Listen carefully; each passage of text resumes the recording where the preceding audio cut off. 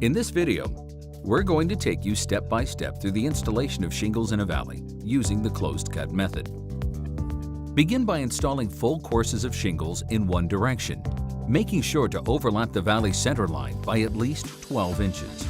Avoid nailing within 6 inches of the valley center line.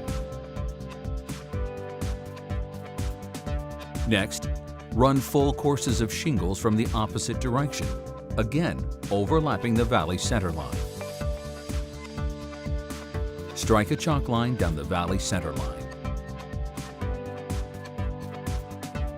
Use a scrap sheet of metal to protect the underlying shingles and begin to trim the top layer of shingles down the line. To help direct water away from the roof, trim the top corner of each shingle at a 45-degree angle. To finish, apply roofing cement under the top layer of shingles and press down firmly to seal. Be sure to check out more GAF Pro Series installation videos. Good luck with your roofing project.